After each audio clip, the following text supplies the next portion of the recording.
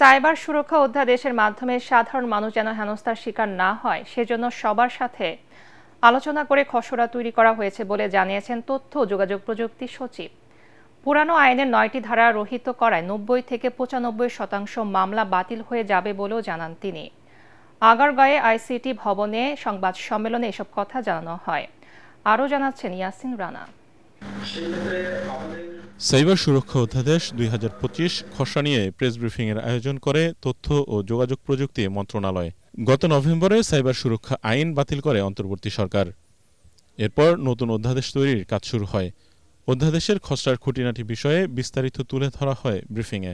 এতে মন্ত্রণালয়ের policy adviser বলেন, অধ্যাদেশে বিতর্কিত ৯টি ধারা বাতিল করা হয়েছে। গণমাধ্যম সহ সকল পেশাজীবীদের অধিকার সুরক্ষিত করা হয়েছে।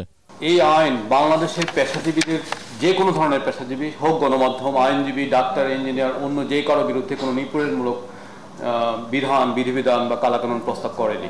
সুতরাং এই আইনের যে সুরক্ষা, এই সুরক্ষা বাংলাদেশের সব পেশাজীবীদের জন্য নিশ্চিত করা হয়েছে বলেই আমি মনে করি। কৃত্রিম বুদ্ধিমত্তা ও হ্যাকিং টুল, সফটওয়্যার, মলওয়্যার অধ্যাদেশের আওতায় আনা হয়েছে বলেও জানান তিনি। বিগত সময়ে যে আইনের কাঠামো ছিল, সেখানে ধারণাটা এমনভাবে ছিল যে ব্যক্তিমাত্র শুধুমাত্র অপরাধ করতে পারবেন। আমরা এই আইনে কৃত্রিম বুদ্ধিমত্তা, machine learning, large language model, বিভিন্ন সফটওয়্যার টুল এবং ম্যালওয়্যার এজেন্সি ভবিষ্যতে কিভাবে সাইবার স্পেসে আক্রমণ এবং হ্যাকিং করতে পারে, সেই বিষয়গুলোকে আমরা সামনে নিয়ে এসেছি। জনসাধারণ যেন নিগ্রহের শিকার না হয় সেভাবে অধ্যাদেশ তৈরি করা হয়েছে বলে জানান তথ্য ও যোগাযোগ প্রযুক্তি বিভাগের সচিব শীষ হায়দার চৌধুরী।